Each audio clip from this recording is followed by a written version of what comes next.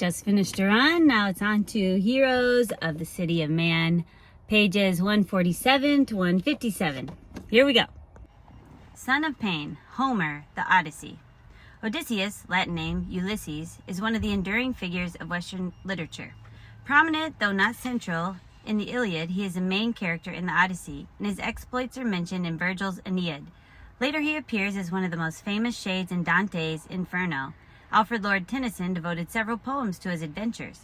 James Joyce followed the Odyssey in writing one of the most notorious novels of this century, Ulysses, and motifs from the Odyssey are found throughout the poems of T.S. Eliot. Famous in Homer's epic for his disguises, Odysseus's literary personality has also gone through many transformations over the centuries.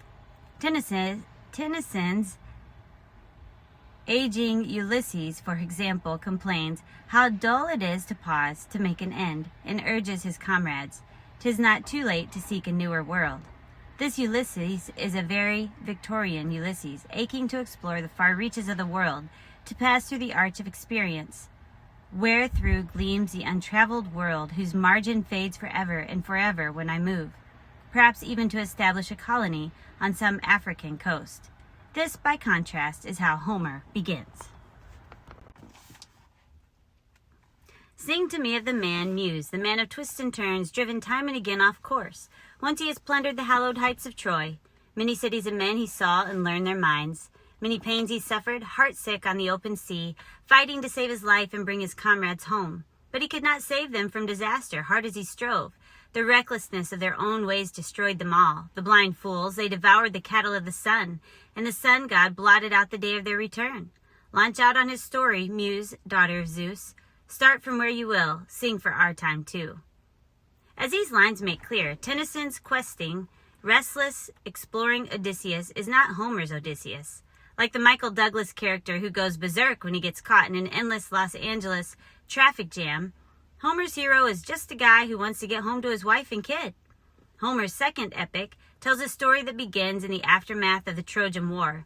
It's one of the several return stories, Greek Nostoi, that recount the journeys, adventures, and eventual homecoming of the heroes of the Trojan War. Several other Nostoi are told in the course of the Odyssey. Odysseus did not return immediately to Ithaca, the island kingdom over which he ruled, but was blown off the map into a fantastic world of witches, giants, and monsters.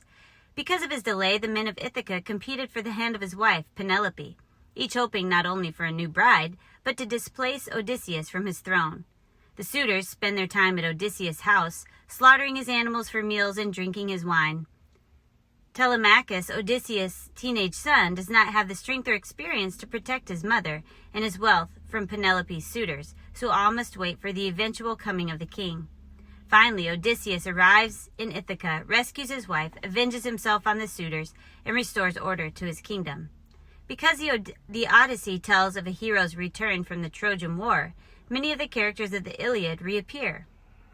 In the early books, Telemachus takes a fact-finding trip to Pylos, where he meets old Nestor, and to Sparta, where he spends time with Helen and Menelaus, now reunited.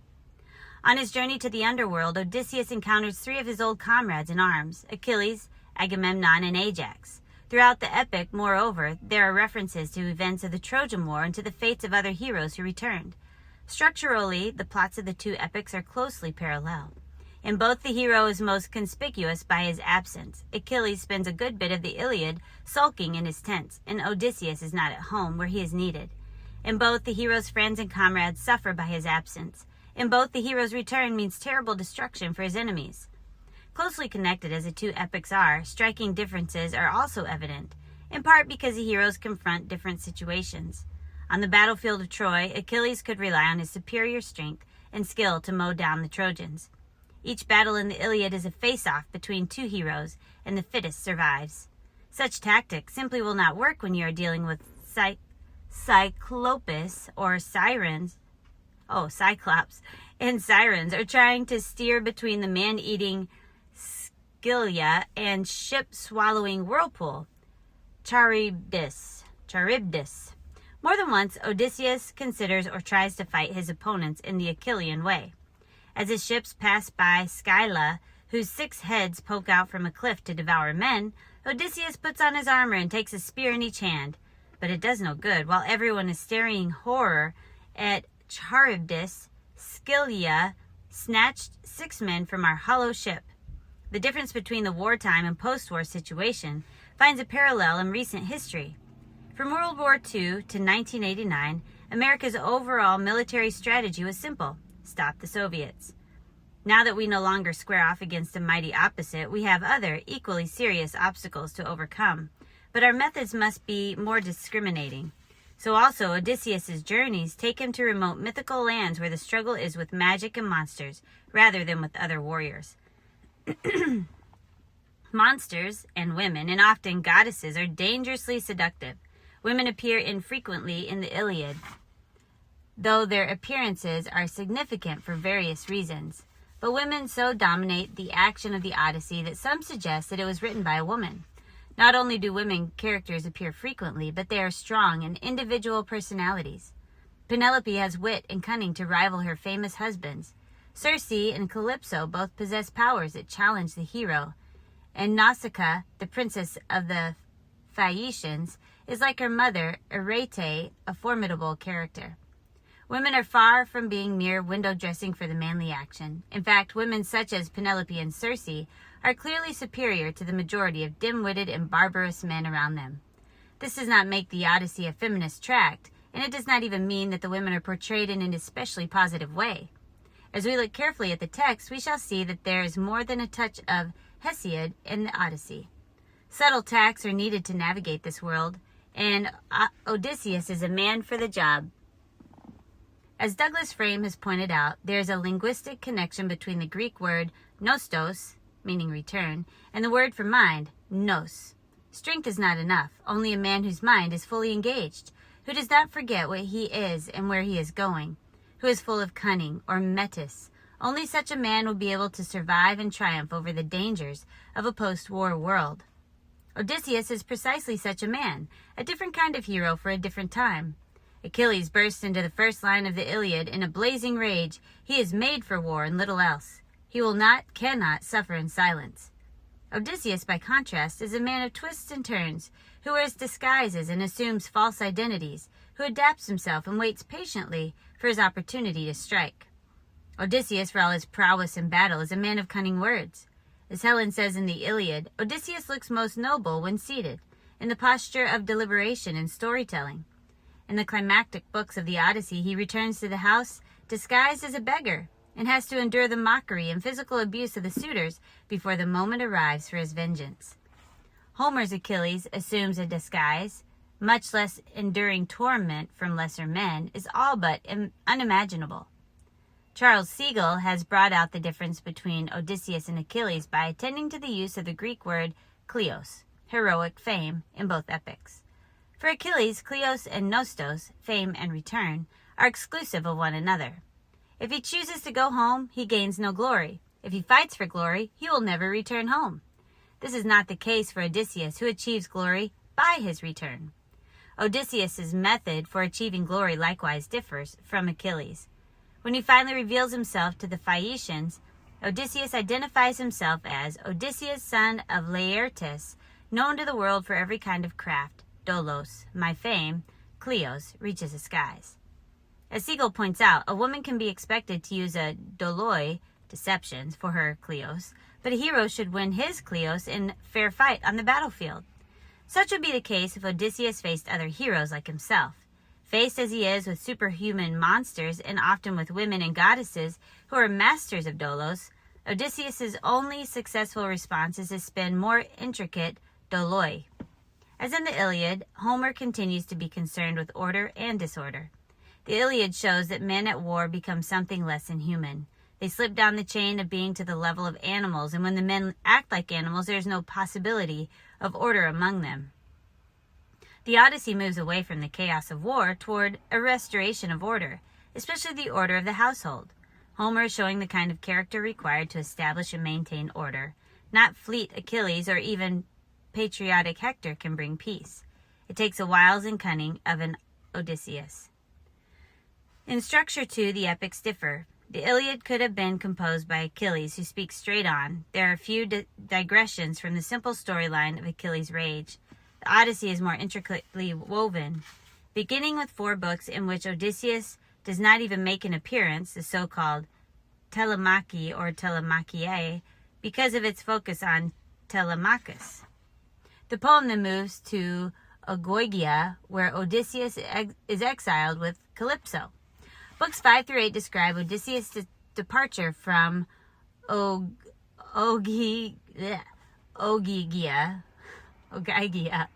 and his arrival at Scheria, the island of the Phaeacians. But this chronological narrative is interrupted in books 9 through 12, where Odysseus tells the Phaeacians the retrospective story of his travels from the Trojan War to the island of Calypso. Books 13 through 14 take Odysseus from Scheria to Ithaca, but then book 15 interrupts with an account of Telemachus' return from his journey. All this fainting, this moving to and fro, this layering of time reflects the cunning of its hero. The proem, quoted above, reveals another parallel between the structure of the epic and the personality of its hero. Achilles is mentioned immediately in the first line of the Iliad. In the Odyssey, we learn a great deal about the hero in the first 20-odd lines, but we do not learn his name. Robert Fagles highlights the delay by inserting a teasing ellipsis at the end of line 15. All the survivors of the Trojan War returned, but one man alone. We expect the man to be named, but nearly 10 more lines go by before Homer finishes that thought. This pattern of delayed identification, repeated a number of times in the epic, captures in miniature the plot of the entire story. When the poem begins, no one is certain whether Odysseus is dead or alive, and when he finally shows up at home, he is disguised so that few recognize him. In a number of incidents, he is an anonymous hero, a nobody, until the final moments. Delay is one of the tactics of this man of twists and turns, and necessary in a situation in which he is not sure whom to trust. Homer's proem reinforces his tactic by imitating it poetically, playfully delaying and putting us off before speaking the name Odysseus.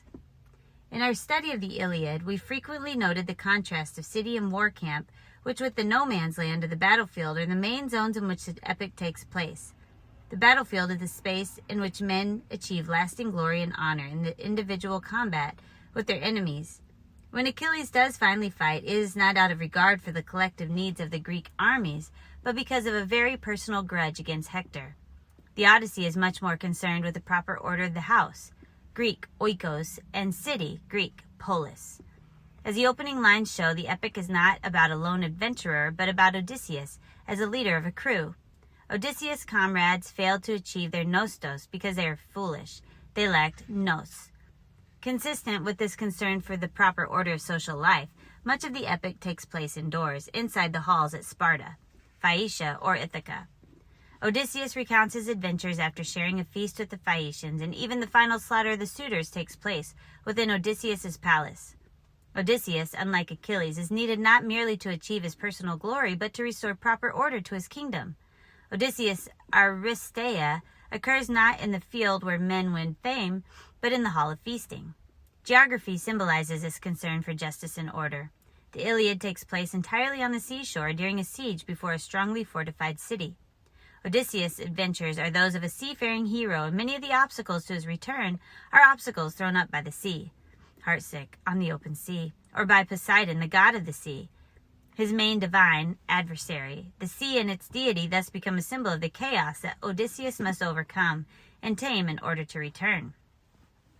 When he arrives physically in Ithaca, however, another surging chaos awaits him in the form of the suitors, and Odysseus' triumph over them is the final voyage of his journey home. Odysseus has not completed his nostos until there is no more sea. This more politically interested stance is connected with the moral and religious perspective of the Odyssey. The Iliad is famously a morally ambiguous epic. It is not a story of good guys against bad guys. Instead, good and bad guys appear on both sides of the battle lines, and it is not at all clear that the best man wins. This moral complexity, or simple chaos, is reflected in the Iliad's description of the gods. They are at war with one another, and Zeus, far from ruling over all with justice and righteousness, arbitrarily distributes suffering and good as he pleases. See Achilles' analogy of the jars. By contrast, the Odyssey is much more tidy, to use a word of Howard W. Clark. There are clear good guys, Odysseus and all those who remain faithful to him, and clear bad guys, primarily the suitors, but also the various monsters that confront Odysseus on his journeys, which grotesquely mimic the suitors. And the good guy wins a victory in the end, leaving the suitors a bloody mess in the hall at Ithaca. Religiously, the Zeus of the Odyssey is the upholder of right, who avenges wrong and punishes men for their sins. In the poem, this tidy moral perspective is already evident. Odysseus' crew was destroyed as punishment for eating the cattle of the sun. Their recklessness of their own ways destroyed them all. Zeus is especially a protector of the stranger and sojourner, and he avenges himself against those who violate the customs of hospitality. Hospitality is one of the key issues in the epic. The suitors are bad guys because they abuse the hospitality and wealth of Odysseus' house, and the worst monsters that Odysseus faces are those who refuse to show hospitality to strangers. Related to this, Henry Fielding said in Tom Jones that the Odyssey is the eatingest epic, and one scholar has estimated that nearly 1 in every 30 lines describes the preparation or eating of food. Food is not just about getting enough fuel to keep your body going. Food has religious connections, for sacrifice is a chief ritual of Greek religion, and all meals involving meat are supposed to include sacrifices.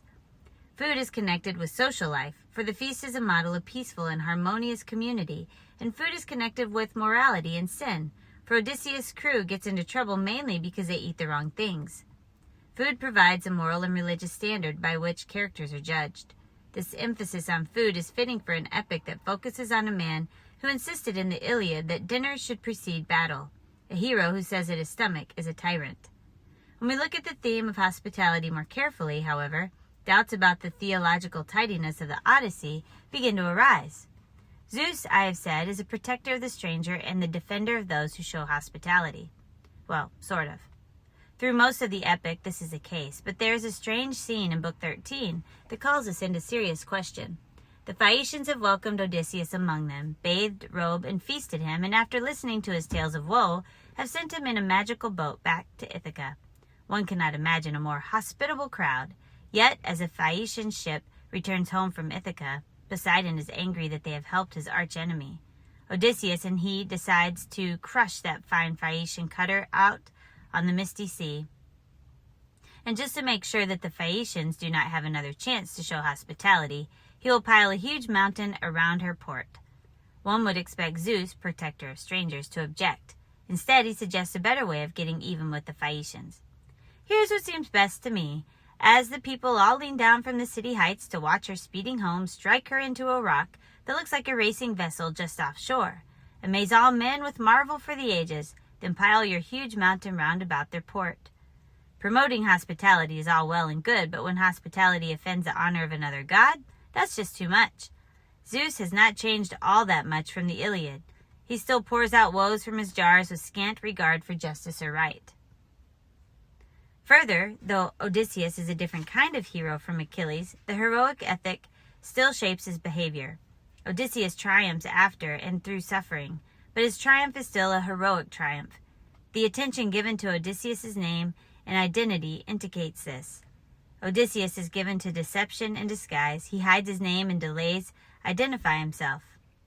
Ultimately, however, he wants to make sure that his name is honored.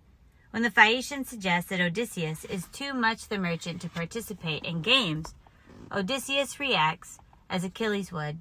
I'll compete in your games, just watch. Your insults cut to the quick. You rouse my fighting blood. In the final massacre of the suitors, Odysseus is, like Achilles, as relentless as death. Odysseus' name is significant in this connection. In Book 19, Odysseus' old nursemaid, Euryclea, is washing her disguised master when she discovers a telltale scar on his leg and knows he is Odysseus. Homer digresses to describe the origin of the scar and the origin of his name. Autolycus, Odysseus' maternal grandfather, had said, "Just as I have come from afar, creating pain for many, men and women across the good green earth, so let his name be Odysseus, the son of pain, a name he'll earn in full." Scholars point to the link between his name and the verb odysomai, which means to feel anger toward, to rage or hate. By his very name, Odysseus is thus a virtual twin of raging Achilles. His rage takes a form of suspicion, deception, trickery, very different from the overt raging of Achilles, but the same passion drives them both. Alternatively, some suggest that Odysseus is connected to the phrase, creating pain for many. So understood, son of pain is double-sided. Through much of the epic, Odysseus suffers as much as he causes suffering. Early in the poem, Athena asks Zeus, "Have you no care for him in your lofty heart?" The Greek for have care is odysomai.